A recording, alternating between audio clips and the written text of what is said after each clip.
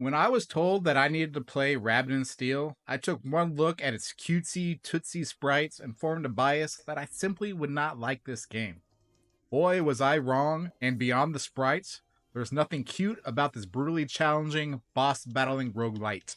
Now, this game is rather simple to pick up, but definitely hard to master as you work to learn the enemy's attacks and how to avoid them. You start by picking one of the aforementioned cute bunny characters, all of which have their own unique abilities and really play pretty well and balanced. They all have a primary, secondary, special, and defensive ability.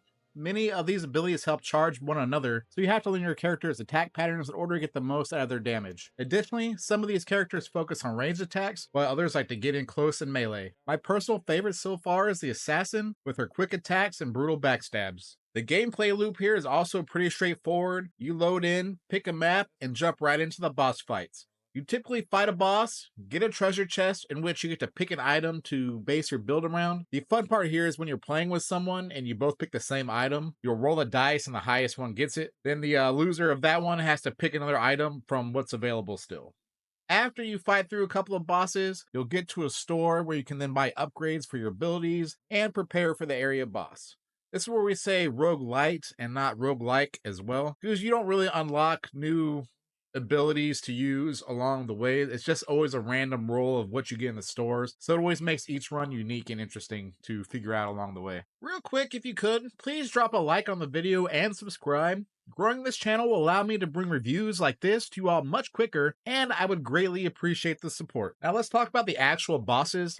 Each boss leading up to the area boss presents a unique challenge, and that they all have their own mechanics. Some use gravity to slow and mess with your movement, others will cleave entire halves of the map, so you have to get into the right area as to avoid damage. Others just blast you with as much crap as they can throw at you. This all culminates into an area boss fight, which typically combines all the mechanics of the lower bosses that you fought through. Some of these fights can be extremely easy, and others can take you quite a few tries to figure out the patterns. And once you beat a run, which consists of beating all the area bosses, you will unlock harder difficulty modes in which the bosses up the challenge by adding multiple mechanics to each fight. If you're looking for a difficult game that is rewarding to beat and progress through, this one is probably for you. The art style in this game isn't my typical cup of tea. I mean, we all know the stereotypes around furry-like characters, am I right?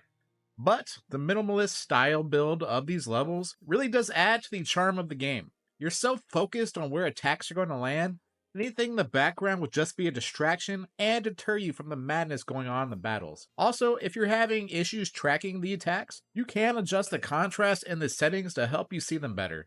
The music is wonderful too, and adds to the stress and excitement of each battle. While you can play this game solo, I highly recommend that you do play with others, as it just adds to the overall enjoyment of the game, and is also less punishing.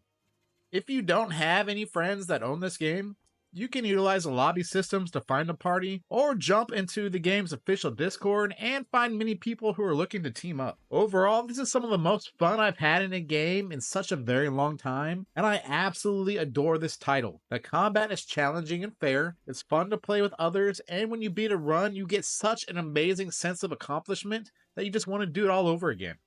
The only thing I don't like is sometimes when you are playing solo, an entire run can be destroyed by not getting the right items, but that's just the nature of this genre. I don't like or intend to give perfect scores too often, but this one does get a 10 out of 10 from me, and for $15, it's an absolute steal of a game. Don't worry about being called a furry for playing this one, just go do it. Thank you for watching, everybody. Shimmy signing out.